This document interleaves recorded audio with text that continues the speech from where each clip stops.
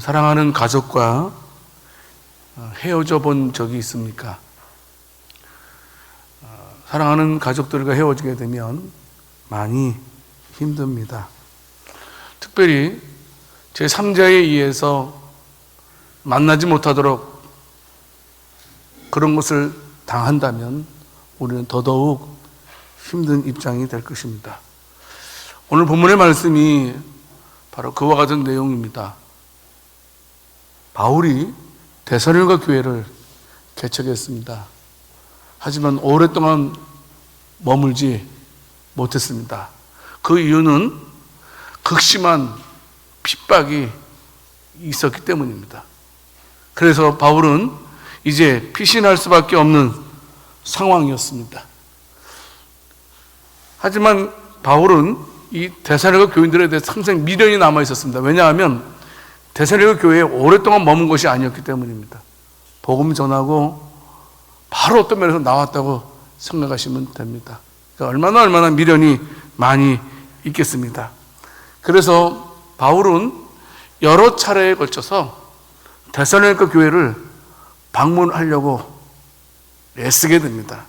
그러나 오늘 부분 데살로니가전서 2장 18절 말씀에 보게 되면 사탄이 우리를 가는 것을 막았도다, 이렇게 말씀을 하고 있었습니다.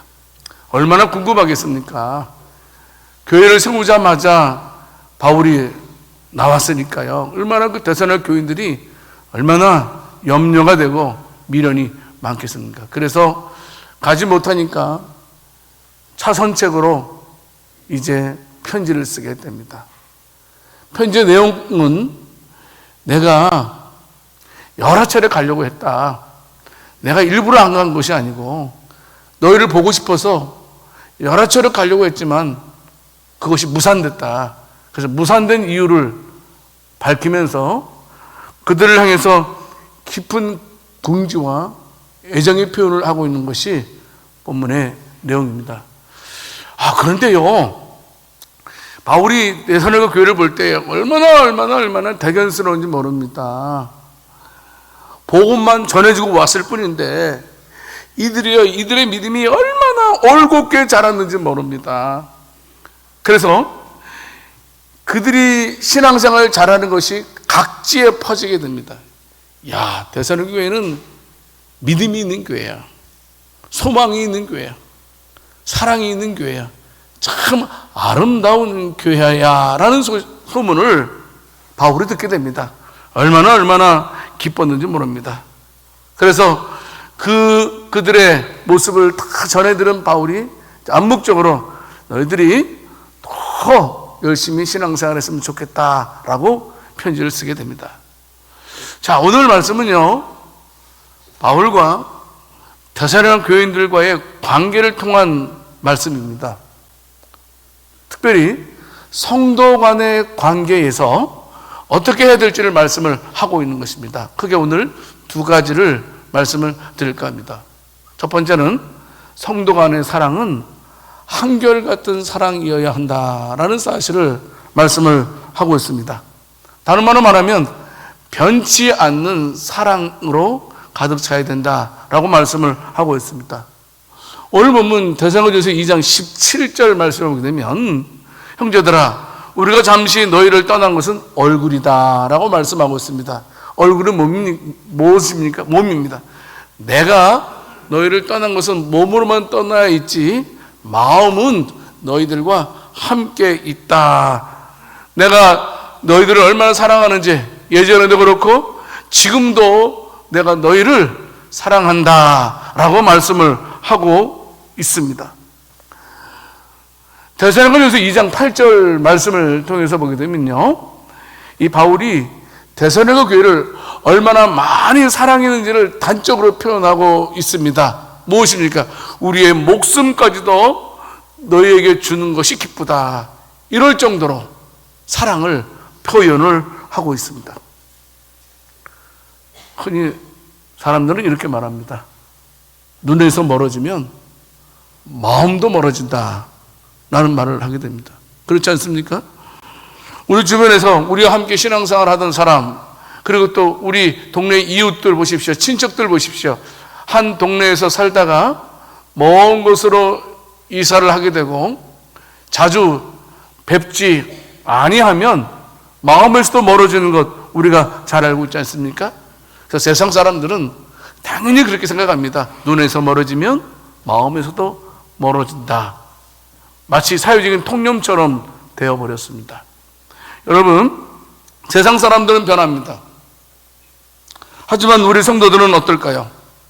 우리 성도들은 그와 같은 멀어지는 사랑을 해서는 안 된다. 변하는 사랑을 해서는 안 된다. 한결같은 사랑을 해야 된다. 이렇게 성경은 말씀을 하고 있습니다. 왜냐하면 우리가 사실 한결같은 사랑을 하나님으로부터 받고 있잖아요. 우리가 잘했을 때만 하나님께 사랑받는 것이 아니고 우리가 실수를 해도 하나님은 우리를 계속해서 품어주시고 계시잖아요. 그렇지 않습니까? 주님께서는 우리를 조건 없이 사랑해 주셨어요. 못할지라도. 못못 때문에 우리를 사랑하시는 것이 아니고 못할지라도 우리를 끔찍히 사랑해 주시는 하나님의 사랑을 받고 있는 것이 바로 저와 여러분들의 모습이 아닌가 싶습니다. 성도 여러분, 우리도 변하지 않는 믿음, 변하지 않는 사랑을 가지고 있는 저와 여러분들이 다 될 수 있기를 살아계신 주님의 이름으로 축원합니다. 여러분, 색이 오랫동안 변하지 않는다는 천일홍 여러분 보신 적이 있을 것입니다. 여러분 얼마나 앙증맞게 예쁘게 생겼는지 모릅니다. 여러분, 이 천일홍의 꽃말이 바로 변하지 않는 사랑이라는 뜻입니다. 그래서 이 천일홍은 언제 쓰입니까? 결혼식 부케 때. 그리고 또 사랑의 고백을 할 때에 이 천일홍 가지고 사랑의 고백을 하게 됩니다. 그렇습니다. 여러분, 우리들도요 천일홍과 같이 변하지 않는 사랑의 소유자들이 되어야 된다라는 사실입니다. 여러분, 나태주라는 시인이 그렇게 하는 것이 사랑이다라는 시를 졌습니다. 예쁘지 않는 것을 예쁘게 보아주는 것이 사랑이다.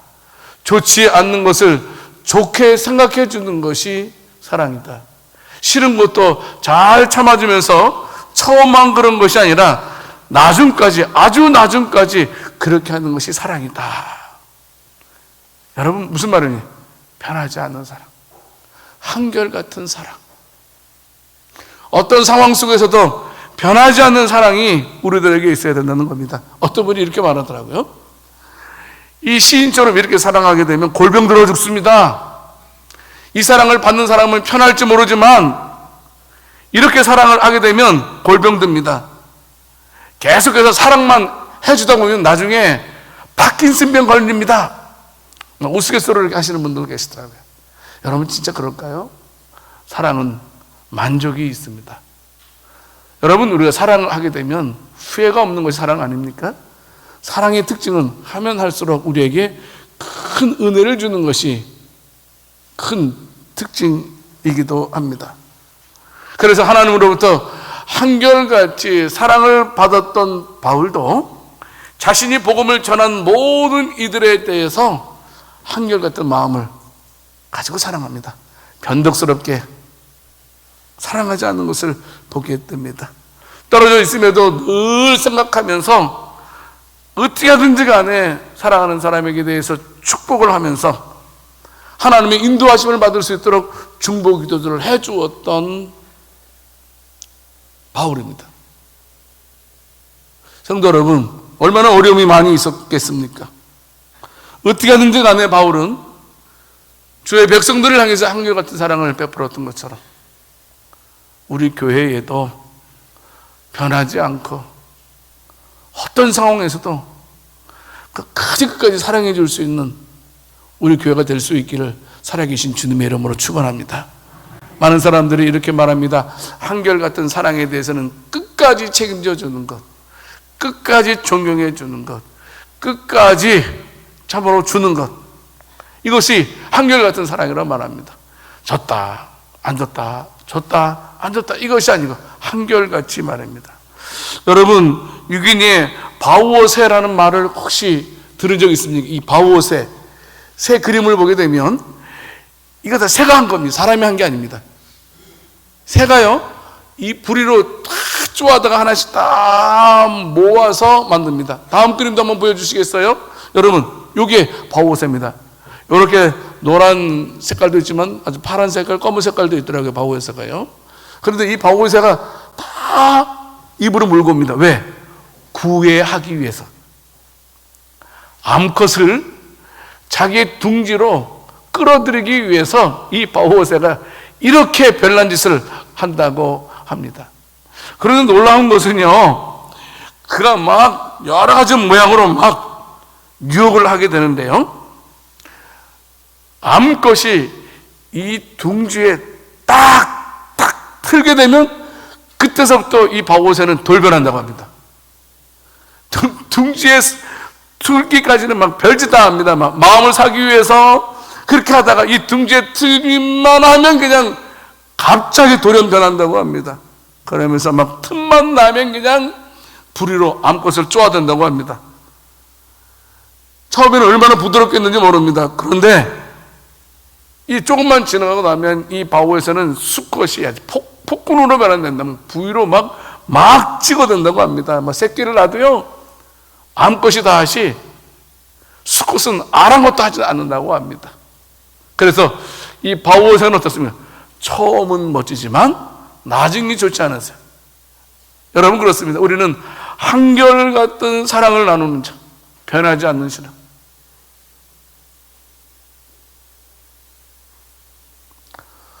목사도 교인들에 대해서 변하지 않는 사랑을 가지고 있어야 됩니다. 여건에 상관없이 교인들도 교인들 간에 변하지 않는 사랑을 가지고 있는 것이 하나님께서 우리를 향한 말씀과도 같다라는 사실입니다. 골로새서 2장 5절 말씀을 통해서 보게 되면, 이는 내가 육신으로는 떠나 있으나 내 심령으로는 너희와 함께 있어 너희가 질서 있게 행함과 그리스도를 믿는 너희 믿음이 굳건한 것을 기쁘게 봄이라.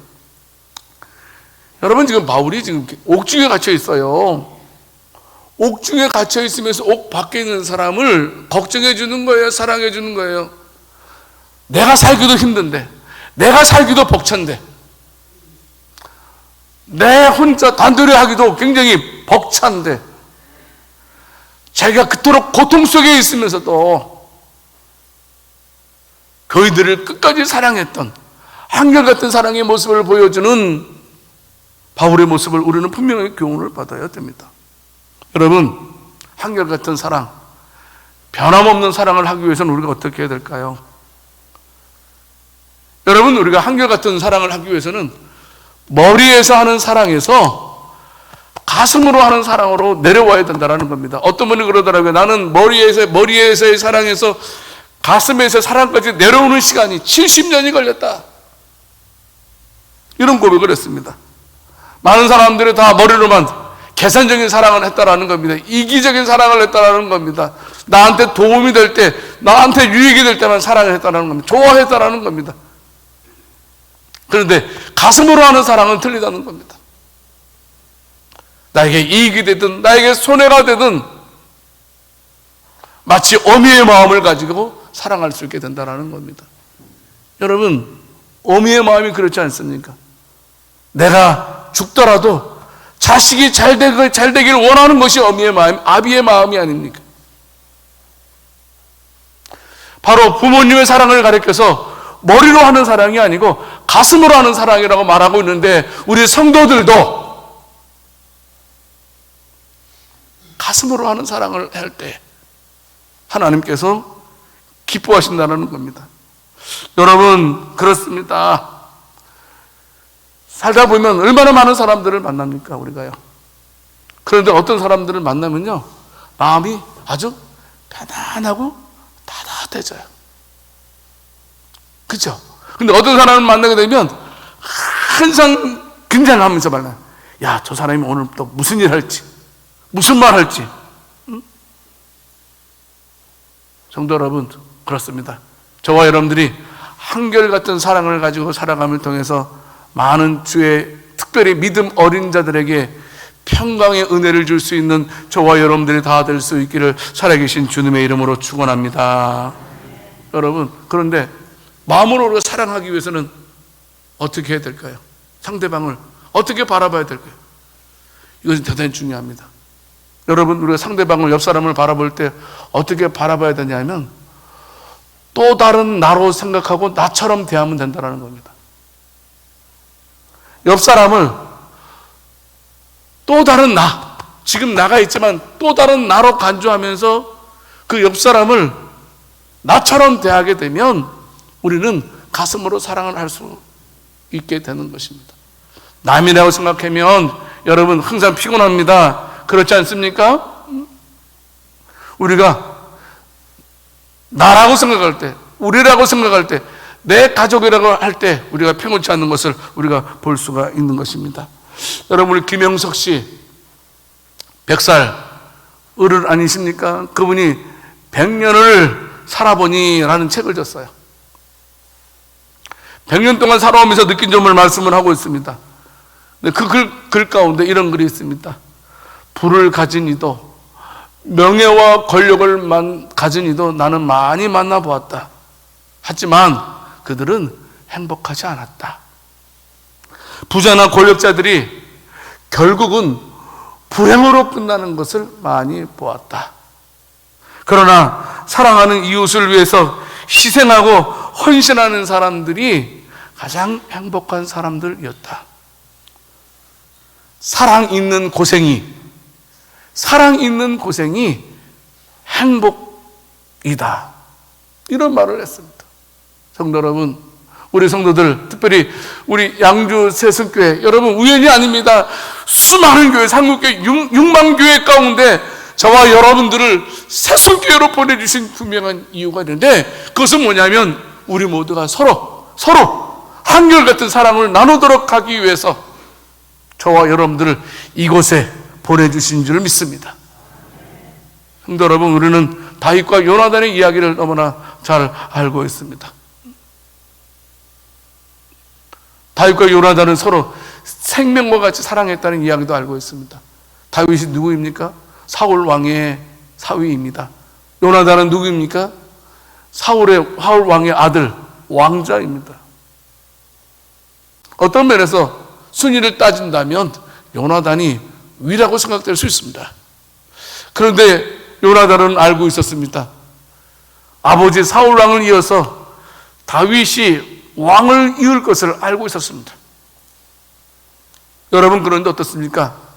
사울 왕이 다윗을 그토록 죽이려고 했을 때 아버지의 정보들을 다윗에게 다 제공해 주었던 것을, 그래서 무사히 피신할 수 있도록 해 주었던 것을 보게 됩니다. 왜요? 다윗을 자기 생명처럼 사랑했기 때문입니다. 여러분, 다윗도 어떻습니까? 요나단을 똑같이 생명처럼 사랑했습니다. 요나단이 죽은 다음에 요나단 아들 무비보셋을 자기 자식처럼 끝까지 자기 식탁에서 밥을 먹도록 해주었던 것을 보게 됩니다. 여러분, 식탁에서 같이 밥을 먹는다는 말은 가족이라는 말입니다. 아무나 같은 식탁 쓰지 않는다는 겁니다. 한결같이. 힘이 있을 때나 힘이 없을 때나 어려울 때나 잘 될 때나 한결같이 사랑을 하고 있는 다윗과 요나단의 모습을 우리는 잘 기억하고 있어야 됩니다. 우리 교회도 그런 교인들이 더 많아졌으면 좋겠습니다. 그럼에도 불구하고 사랑할 줄 아는 교인들, 뭐뭐 때문에 사랑하는 교인이 아니고 그럼에도 불구하고 사랑할 줄 아는 교인, 나에게 상처를 줄지라도 그럼에도 불구하고 사랑할 줄 아는 교인, 내 마음을 아프게 할지라도 끝까지 사랑할 수 있는 교인, 이런 교인이 많아질 때 그것이 천국이고 바로 우리 양주 새순교회가 천국 될 줄 믿습니다. 성도 여러분, 한결같이 사랑합시다.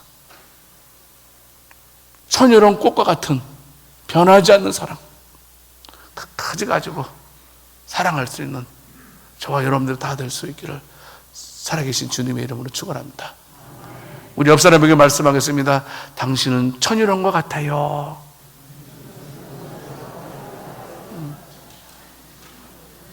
두 번째,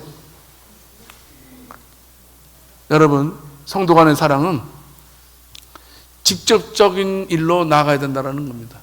다른 말로 말하면 사랑은요, 명사가 아니라는 겁니다. 사랑은 동사라는 겁니다. 사랑은 행하는 겁니다. 사랑은 정의되는 것이 아니고 사랑은 행해지는 것이 사랑이다라는 사실입니다. 여러분, 오늘 보면 데살로니가전서 2장 17절 말씀해 보게 되면 바울이 얼마나 마음으로만 사랑한 것이 아니었습니다. 그가 어떻게 하면 데살로니가 교인을 만날 수 있을까라고 여러 차례 시도를 하게 됩니다.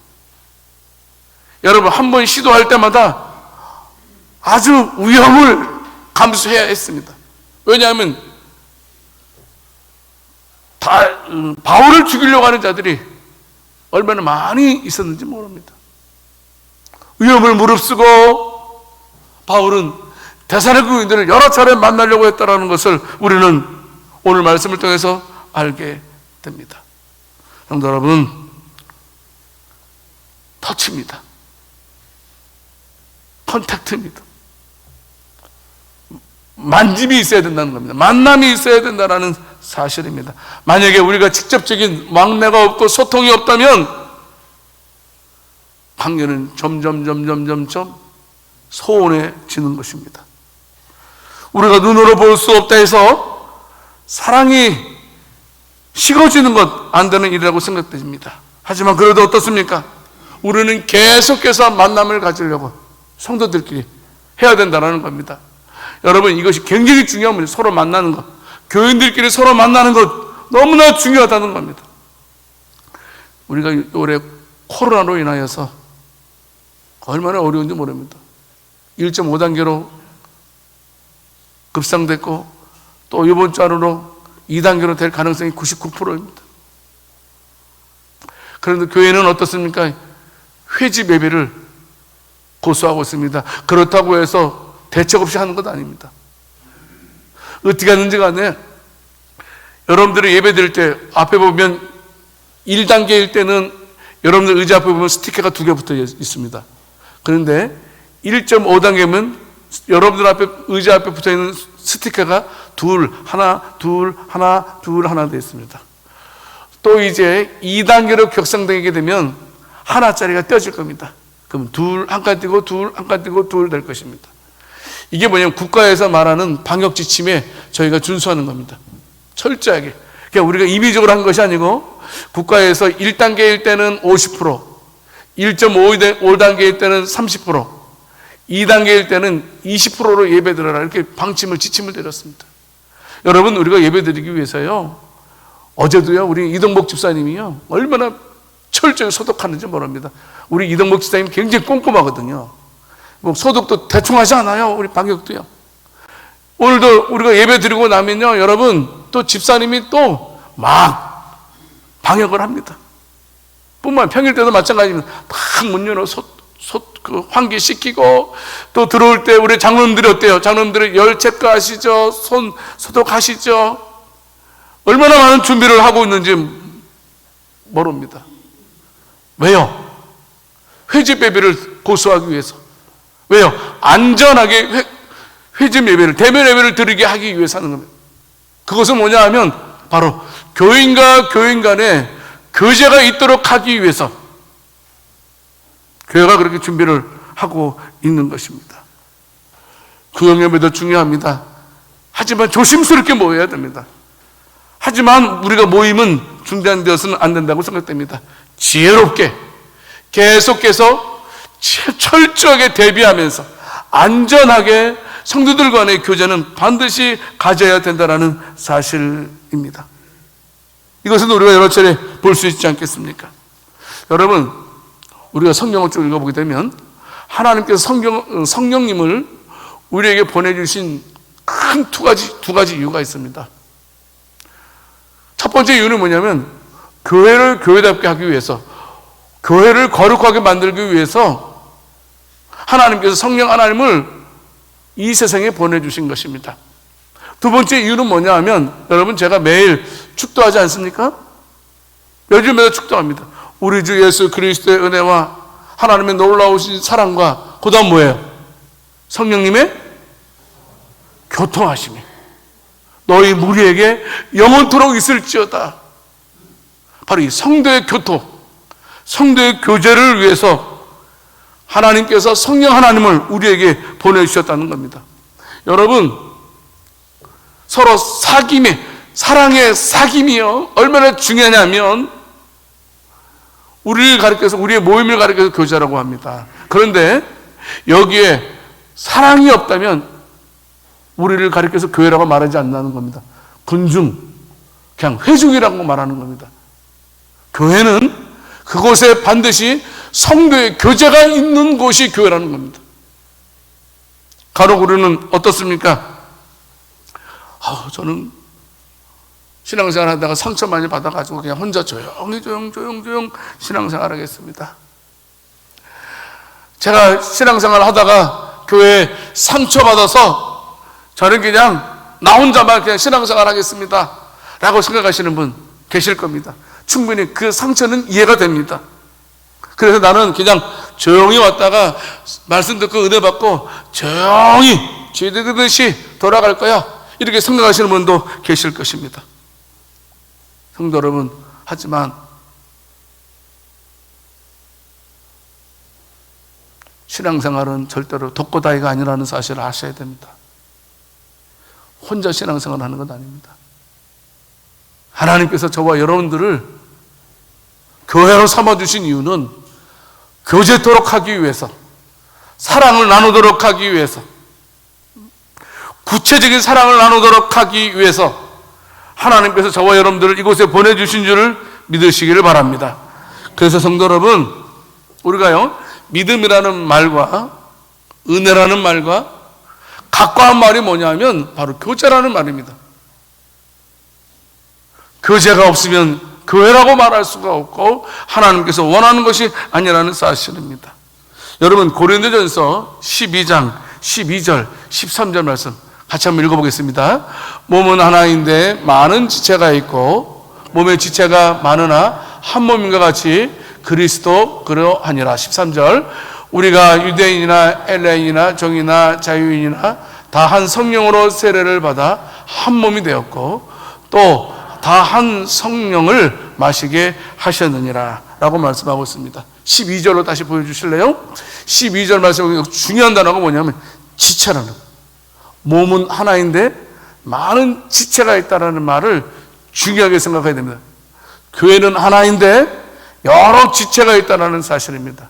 여러분, 지체가 중요해요. 우리가 지체라는 사실을 명심해야 됩니다. 여러분, 무엇입니까? 이 팔은 어떻습니까? 팔 혼자만 있지 않습니다. 헤라클레스가 얼마나 힘셉니까? 그런데 그 헤라클레스가 딱 잘라져 있으면 힘을 발휘할 수 있겠습니까? 없습니다. 힘을 발휘하기 위해서는 한 몸을 이룰 때에, 교제할 때에 우리가 큰 위력을 발휘할 수 있다는 겁니다. 성도의 교제 없이는 우리가 하나님 나라를 위해서 크게 쓰임받을 수 없다는 사실을 우리는 기억을 해야 된다는 사실입니다. 성도 여러분, 함께 위로받았으면 좋겠습니다. 간혹 어떤 분들은 도움을 받는 것에 대해서 굉장히 부담스럽게 생각하는 사람이 있어요. 아니요, 때로는 도움도 받아야 됩니다. 또한 때로는 도움을 주기도 해야 됩니다. 여러분, 제가 이 손가락 여기 지금 끝에가 잘못되고 한 주간 동안 되게 막 이렇게 막 거치장스러웠어요. 그런데 이 손가락을 위해서 온몸이 다 수고하더라고요. 제 오른손으로 막 약도 바르고 막 짜보기도 하고, 막 모든 지체의 특징은 다른 지체를 위해서 있다는 사실, 교제를 위해서 있다는 사실, 우리는 반드시 기억해야 됩니다.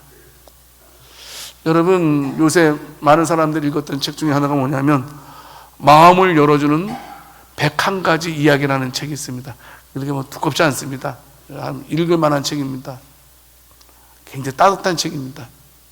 그 책을 읽어보니까 이런 내용이 있었습니다. 어느 아버지가 있었습니다. 아버지가 사형 선고를 받았습니다. 병원으로부터 오래 살지 못할 것이라는 그런 선고를 받았습니다. 면허도 안 됩니다. 그래서 1인신에 이제 병원에서 쓸쓸하게 이제 세월을 보내게 됩니다. 그에게 아들이 있었습니다. 아들이 의사였습니다. 그 내용은 바로 그 아버지와 그 아들과에 관한 이야기였습니다. 그런데 아들은 아버지를 싫어했어요. 왜냐하면 어렸을 때부터 아버지에 대한 감정이 좋지 않았던 것 같습니다. 아버지가 너무나 고지식하고 완고하고 감정이 메말라 있어서 자식에게 이제까지 한 번도 애정 표현을 안 한 아버지였던 것 같습니다. 모든 일에 그냥 지시적이었고 자기 주장대로만 하려고 했기 때문에 이 아버지는 너무 아버지에 대한 이 아들의 마음이 얼마나 힘들었든지 아버지만 생각하면 분이 올라오는 거예요. 막.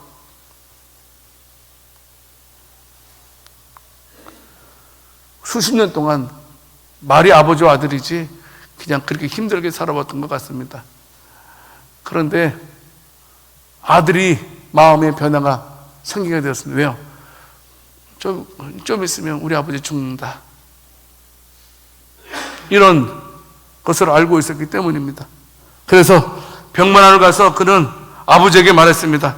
아버지, 제가 진정으로 아버지를 사랑하고 싶습니다. 이런 말을 하고 아버지를 탁 껴안았습니다. 아버지도 얼마나 어색했는지 모릅니다. 그랬더니 그냥 고개를 탁 뒤로 제끼고 그냥 몸을 이렇게 뒤로 하면서 안기지 않는 것이었어요. 그래도 아들은 다음날 또 가서 아버지 사랑합니다 하고 또 안으려고 합니다. 또 아버지는 또 뒤로 하고 고개 제치고 이런 게 며칠 보낸지 모릅니다.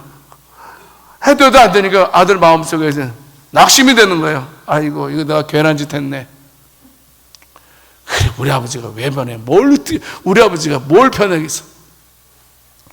그러다가도 다시 마음을 고쳐먹었습니다. 왜냐하면 아버지가 얼마 살지 못하는데 살아있는 동안에 아버지와 아들 관계를 회복하고 해야 될 것 같다라는 그런 마음을 가졌던 것 같습니다.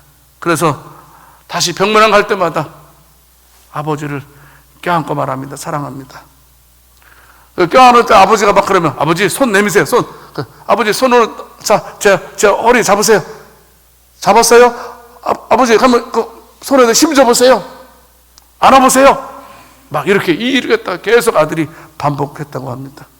몇 달이 지났습니다. 근데 어느 순간에 아버지가 아들을 껴안기 시작했습니다.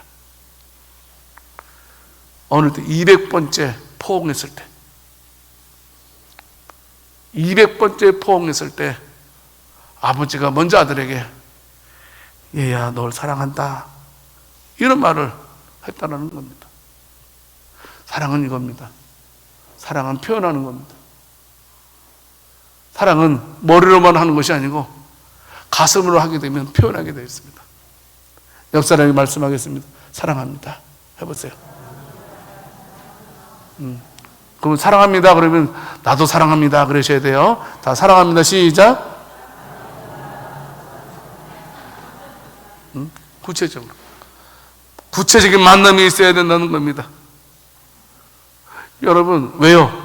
우리도 그런 사랑 받았잖아요. 하나님으로부터 우리 부모로부터 그런 사랑 받았잖아요.